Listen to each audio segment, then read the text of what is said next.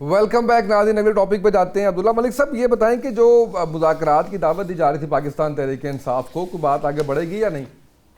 دیکھیں سچی بات ہے کہ میں تو دیکھیں ماضی کے تناظر میں کوئی بھی بات کر سکتا ہوں۔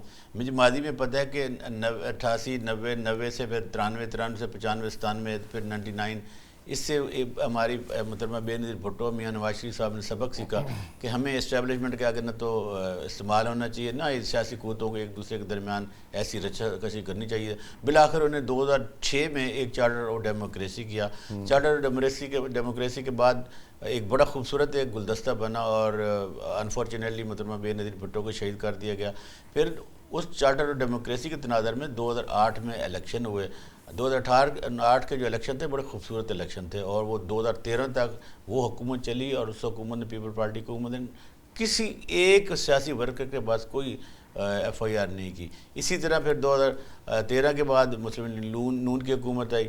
بس میاں نواز شریف صاحب سے یہ غلطی ہوئی کہ جب وہ واپس آئے تو الیکشن میں حصہ نہیں لیا تھا، وہ پھر میمو گیٹ سکینڈل میں چلے گئے کوٹ پہن کر سپریم کورٹ آف پاکستان میں، وہ چارٹر آف ڈیموکریسی کا اثر زائل ہو گیا۔ پھر ظاہر 17 میں ان کو گھر بھیج دی گیا، 18 میں عمران خان صاحب آئے۔ انفارچونیٹلی ہمارے سیاستدانوں نے آج بھی ان پچھلے تناظر میں کوئی سبق نہیں سیکھا۔ آج بھی ہم دست و گریبان ہیں۔ دیکھیں نا، باہر جا کے جفیاں ڈالتے ہیں، ایران اس کی بات کرتے ہیں، اپنی منجی تھلے تک ڈانگ پھیرو نا یار، ہم کیا کر رہے ہیں؟ بلوچستان میں کیا ہو رہا ہے، ابھی آزاد کشمیر میں کیا سچ؟ آج تک ہم اگر سچ نہیں بولیں گے تو ہم غدار ٹھہرائیں گے کس کے؟ آنے والی نسلوں کے۔ میں یہ سمجھتا ہوں کہ پاکستان کو اس وقت جتنی شدید تاریخ میں پہلی دفعہ ایک یکجہتی کی ضرورت ہے۔ کون نہیں کر رہا؟ حکومت تو کہہ رہی ہے ہم بات کر رہے ہیں۔ حکومت میں بس میں ہے کچھ نہیں نا۔ دیکھیں ایک پارٹی ہے، وہ کہتی ہے کہ ان کے پلے کاکھ نہیں ہے، 47 کے پیداوار ہیں، ہم ان سے بات نہیں کرنا چاہتے۔ ہم بات کرنا چاہتے ہیں اسٹیبلشمنٹ سے۔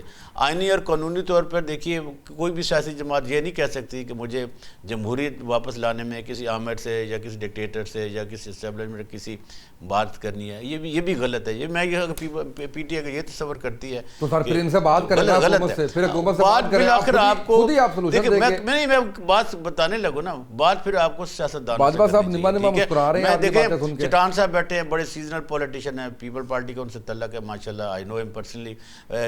باجوہ صاحب بیٹھے ہیں، باجوہ صاحب بڑے اچھے انسان ہیں، بڑے عرصے سے میڈیا پہ بھی آتے ہیں، کھلی بات کرتے ہیں، لیکن یہ ہم رائے دے سکتے ہیں۔ دیکھیں نا باجوہ صاحب میں ایک بات کہنے دیں نا، دیکھیں آپ کہیں جی زرداری صاحب کو جی رول ادا کریں، آپ کہیں میاں نواز شریف صاحب کو جی آپ بڑے سیزنل پولیٹیشین رول ادا کریں۔ یہ دو شخص پاکستان میں ایسے ہیں جو اگر چاہیں دل سے تو سیاسی جماعتوں کو اکٹھا کر سکتے ہیں، اور پاکستان میں ایک میاں صاحب کیوں رول پلے نہیں کر رہے اس معاملے میں؟ مفاہمت، مصلحت، افہام و تفہیم۔ اس وقت جو گورنمنٹ ہے جس کے پرائم منسٹر میاں شہباز صاحب ہے اور پنجاب میں سی ایم جو ہے مریم نواز ہے، یہ دونوں اور پاکستان مسلم لیگ نون، یہ ساری کی ساری چل رہی ہے میاں نواز شریف صاحب کی ایڈوائس کے اوپر۔ کوئی کام ان کے مشورے کے بغیر نہیں ہوتا۔ اتنا ہمیں یاد کیوں کروا رہے ہیں کہ وزیر اعظم شہباز شریف ہیں اور وزیر اعلیٰ مریم نواز ہیں؟ آپ کو پتہ ہے بات یہ ہے، جس طرح عبداللہ ملک صاحب نے کہا کہ وہ ماننے کو تیار نہیں ہے، آپ نے کہا، انہوں نے کہا کہ یہ افہام و تفہیم سے کر سکتے ہیں۔ اگر 3 دفعہ آن the house of the floor جا کے، آن دی فلور آف دی ہاؤس، اگر میاں شہباز شریف صاحب نے 3 دفعہ جا کے، اور ایک دفعہ جب وہ 2018 کے الیکشن کے بعد لیڈر آف اپوزیشن الیکٹ ہوئے، اس وقت بھی انہوں نے آفر کی کہ میاں اپنا پرائم منسٹر صاحب ہم آپ کے ساتھ میثاق معیشت کرنا چاہتے ہیں، لیکن ان کی بات کا ٹھٹا اڑایا گیا، معنی سے بران اڑایا گیا۔ بھائی صاحب وہ کہتے ہیں معنی سے بران بات کریں، تو معنی سے بران تو کچھ بھی نہیں ہے۔ دیکھیں پرائم منسٹر کون ہے جن کی بات آپ کرتے ہیں نا، وہ اسٹیبلشمنٹ نے 5 دفعہ اپنے اس میں کیٹیگوریکلی ریفیوز کیا۔ 5 دفعہ انہوں نے D G I S P R نے کہا کہ اگر پولیٹیکل فورسز نے بات کرنی ہے پولیٹیکل لیڈرشپ نے، میں تو خود کہہ رہا ہوں آصف بھائی، میں تو خود کہہ رہا ہوں کہ نہیں کرنی چاہیے، نام بھی نہیں لینا چاہیے، سیاسی قوتوں سے بات کرنی چاہیے، برے حالات میں بھی کرنی چاہیے۔ سر وہ کہتے ہیں کہ آپ صرف، وہ کہتے ہیں ان کا کہنا یہ ہے، آج ان کے ریپرزنٹیٹیو نہیں ہیں ہمارے ساتھ، تو ملک صاحب سے ہم گزارش کریں گے ان کا مقدمہ لڑیں۔ وہ یہ کہتے ہیں کہ ہم سے رابطہ نہیں کیا جاتا، صرف یہ میڈیا پہ آ کے ٹاک شوز میں، پریس کانفرنسز میں ان जगहों पे बात कर देते हैं। Sir on the floor of the house. Sir वो पुरानी बातें हैं ना सर, अभी जब आपने ऑफर किया उसके बाद क्या हुआ? उसके बाद ये गए बैठे स्पीकर साहब के बाद, स्पीकर साहब के पास बात जाने को, अब ये फिर नई से नई बात कर देंगे। फिर आप ये अगर ये करेंगे फिर ये देखें एक चेयरमैन मौजूद है, तो फामो तफहीम करनी होती है, समझना होता है, समझाना होता है। लेकिन सर अगर आपको किसी ने चेयरमैन बनाया है तो फिर आपको कुछ ना कुछ इख्तियार भी तो दिया जाना चाहिए। अगर वो चेयरमैन है तो वो बात करें, बात को स्टार्ट तो लें। भाई साहब वो कहते हैं नहीं भाई साहब सुने, वो कहते हैं कि ये हुकूमत तो हमारी मुलाकात ही नहीं करवा सकती, ठीक है ना। आप ओपनली कहें कि ठीक है जी मुलाकात देखें एक आइन और कानून के मुताबिक, आप भी जानते हैं लॉयर माशाल्लाह जेल मैनुअल है, जेल मैनुअल में लॉयर से और लवाकिन से मुलाकात आप रोक ही नहीं सकते। मतलब उसकी बहनें चिल्ला रही हैं तो क्या फ़र्क पड़े, कर भी लेंगे तो क्या होगा, कुछ नहीं होता सर, टोपे थोड़ा चला लेंगे। आपने बिल्कुल सिंपली कह दिया कि क्या फर्क पड़ेगा, कर भी लें। सर इससे पहले जब भी मुलाकात हुई उसके बाद उनके मुलाकात के बाद बाहर मीडिया पे आके क्या कहा गया, कभी कहा हाँ ठीक है वो इवेंट्स हैं, बिल्कुल ठीक है बाजवा साहब वो इवेंट्स हैं। चिटान साहब अभी जैसे मलिक साहब ने कहा कि जरदारी साहब रोल प्ले कर सकते हैं। सर इसमें हुकूमत जो कि आपकी इत्तेहादी भी नहीं है और आप हुकूमत भी नहीं है, आप अपोजिशन भी पता नहीं है कि नहीं है, सर कोई समझ नहीं आ रही मामलात की। तो ये जो नून लीग है और पीटीआई है, ये दोनों के अंदर कोई मुज़ाकरात, कोई अफ़ाम तफ़हीम, कोई बात आगे बढ़ने के चांसेस हैं सर? इस पर पाकिस्तान पीपल्स पार्टी जरदारी साहब कोई रोल प्ले कर सकते हैं? देखिए जी जरदारी साहब ज़रूर रोल प्ले करने की कोशिश करते हैं, लेकिन अगर एक बंदा कहे कि मैंने तो सियासतदानों से बैठना नहीं है, मैंने तो हाथ में लाना ही नहीं है, मैं तो डीजीआई से बात करूंगा, मैं तो आर्मी चीफ से बात करूंगा। आपको याद होगा कि हमारे लोग 90 दिन रिमांड पे थे और हमारा सारा लीडरशिप जेलों में था, चाहे हमारा था चाहे मुस्लिम लीग नून का था। ऐसे टाइम पे हमने दावत दिया कि हम आपके साथ मईशत पे एक मिसाक करने को तैयार है, लेकिन इमरान खान साहब तैयार नहीं था। ऐसे हालात आ गए, कोविड आ गया, इस पे बैठने को तैयार नहीं था, पुलवामा पे बैठने को तैयार नहीं था। तो वो कहावत है कि एक हाथ से ताली नहीं बजती है। मैं एक बात ज़रूर कहना चाहता हूँ कि सियासतदानों ने वाकई कुछ सियासतदानों ने सबक हासिल किया भी है, लेकिन सियासतदानों को सबक हासिल करने से कुछ नहीं होगा। मुस्लिम लीग और पीपल्स पार्टी ने मिसाक़ जमहूरियत किया तो इमरान खान को बीच में लाया। अब अगर इमरान खान भी आके और बैठ जाए और वो भी मिसाक़ जमहूरियत करे, कोई छोटा ताकत सामने आ जाएगा। मैं समझता हूँ कि आप इन लोगों को सबक हासिल करना चाहिए, खुदारा इस मुल्क पे रहम करना चाहिए। इस मुल्क में एक चीज़ है जिसको कहते हैं आईन दस्तूर, जो सोशल कॉन्ट्रैक्ट है अवाम और रियासत के दरमियान। इसमें हर इदारे की इख्तियारात का तयन है, इसमें हर इदारे का काम का तयन है। अगर हमने इस आईन और दस्तूर पे अमल दरामद किया तो इसमें कोई शक नहीं है कि पाकिस्तान पे अल्लाह ताला ने बहुत मेहरबानियाँ की हैं। सबसे बड़ी मेहरबानी तो ये है कि हमको ऐसे जोरापिया दिया है कि हमारे लिए हमारे पास कुछ भी नहीं हो, एग्रीकल्चर भी नहीं हो, मिनरल भी नहीं हो, माइंस भी नहीं हो। ये सिर्फ हमारा जो जोरापियाई हैसियत है, इससे हम अपना पूरा जीडीपी बना सकते हैं, जो एजुकेशन पे भी खर्च कर सकते हैं, सड़कें भी बना सकते हैं, हॉस्पिटल भी बना सकते हैं। इसके अलावा हमारे पास समंदर है। दुनिया में ऐसे ममालिक है जो पूरा जीडीपी समंदर से बनाते हैं। हमारे पास एग्रीकल्चर है, एग्रीकल्चर में हम खुद कपील है। हमारे पास दरिया है, हमारे पास डेजर्ट है, हमारे पास जंगलात है, सियाहत है, हिस्ट्री है। किसी भी चीज़ की कमी नहीं है। अगर कमी है तो इस चीज़ की है कि हमने इस मुल्क को इस आइन के मुताबिक नहीं चलाया है। बाज़ इदारे ऐसे हैं जिसके पास आइन में कोई इख्तियार नहीं है, लेकिन वो सारे इख्तियारात एक्सरसाइज करते हैं।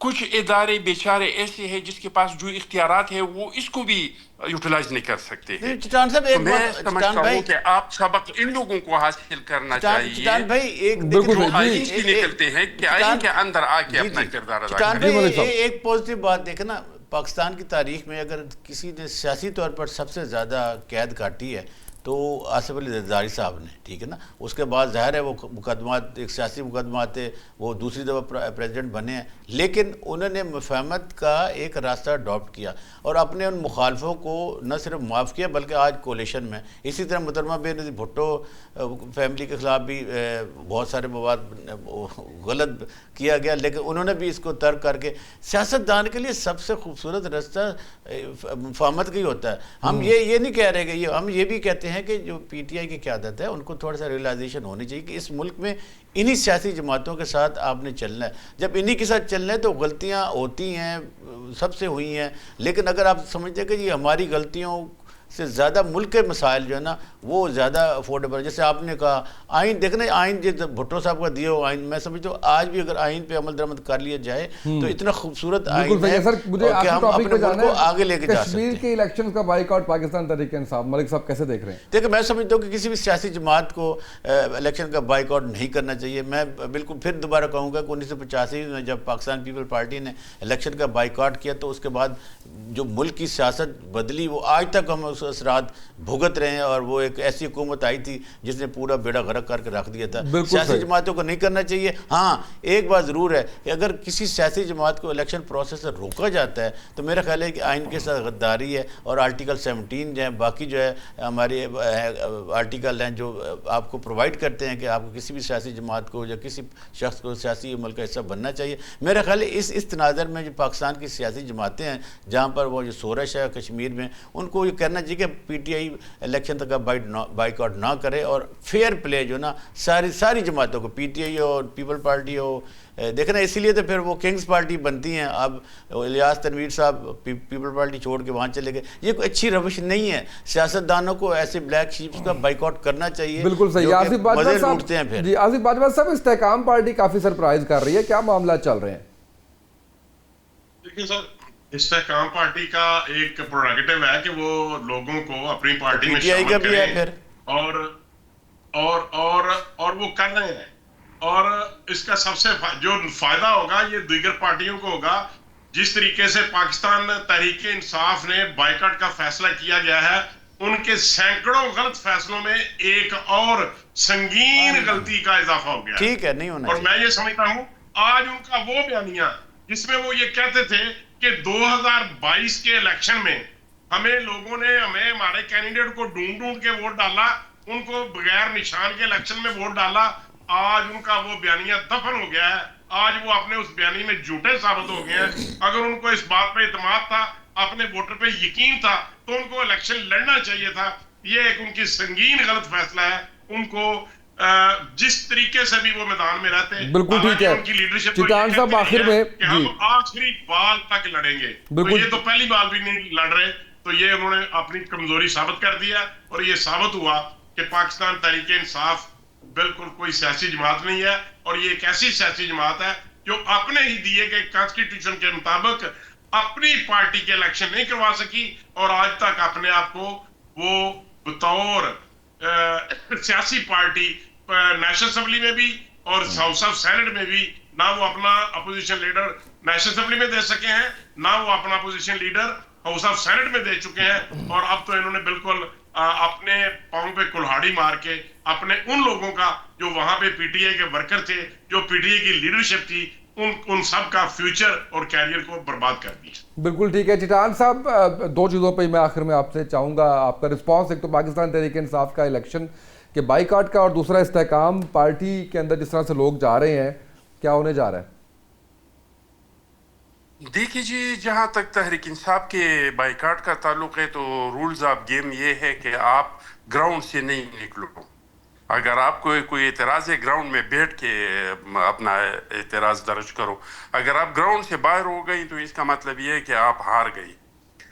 جہاں تک استحکام پارٹی کا تعلق ہے تو گلگت بلتستان میں بھی اس طرح کے ان لوگوں نے لوگ شامل کیے تھے اور ان کو وہاں پہ بری طریقے سے شکست ہوئی.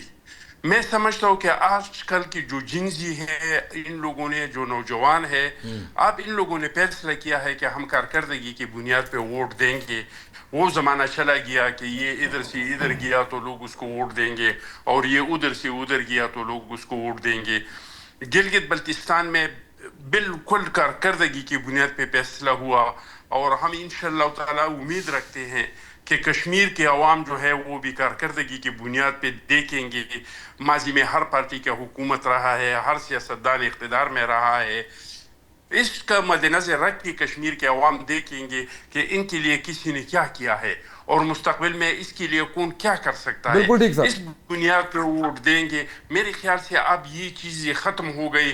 हाँ, यही कर सकते हैं कि जो आज़ाद जीती जैसे जीत गई फिर उनको शामिल कर दिया इस्तेहकाम पार्टी में, तो ये तो कर सकते हैं, लेकिन अवाम से ज़बरदस्ती कोई वोट नहीं ले सकता है।